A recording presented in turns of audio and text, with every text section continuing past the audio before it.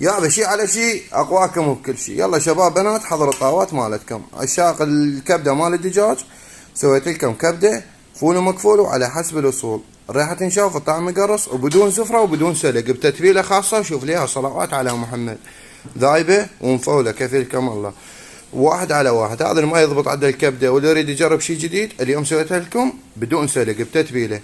فحبايب قلبي قبل لا نبلش بالطريقه صلوا على محمد وغالي محمد وخلونا لايك ومتابعه وتعالوا نبلش وراح تضبطونها وتحبونها ومفوله. بالبدايه عندي كيلو كبده مال دجاج غاسله ومنظفه زين. اليوم ما راح اسلقه، راح اشتغله تتبيله الا مفوله وبدون زفره. تابع الطريقه حتى تستفاد. هسه للتتبيله نحتاج راس بصل مبروش، قشر ليمون مبروش، زنجبيل مبروش، ثوم مبروش، وفلفل حار يكون اختياري. هسه للبهارات نحتاج فلفل حار، بابريكا مدخنه، 7 بهارات، شويه دارسين مطحون، ثوم مطحون، بصل مطحون، بهارات دجاج، فلفل اسود، وماجي دجاج. هسه نجي نتبلهن، راح نشتغلها بدون سلق. ننزل شويه زيت. هسه ننزل البصل والثوم والزنجبيل والفلفل الحار. نجي ننزل بهارات. هسه نخلط، نتركهن 10 دقائق ونحمسهن. هسه طاوة حمت عندي انزل بيها شويه زيت.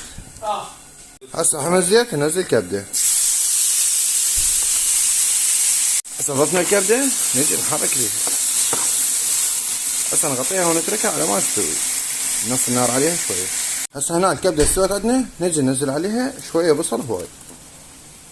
هسه ننزل فلفل بارد الوان، واذا ما عندكم خلوا بس فلفل اخضر. هسه نحمسهن ونخليهن على ما يذبلن شويه ونضيف الطماطم. هسه هنا مخضر ذبل عندنا، نجي ننزل دبس رمان على الكبده، نمطرها دبس رمان. هسه نجي ننزل الطماطم. هسه نضيف ملح.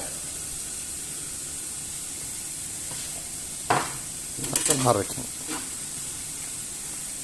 هسه نغطيها ونتركها بعد 10 دقائق على ما تستوي كلش.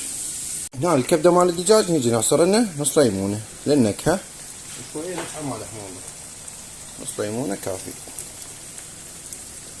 وهاي كملت الكبده مالتنا، وعليكم مليون عافيه. ولا تنسون تخلونا لايك ومتابعه حبايب قلبي، خلينا نوصل 400,000.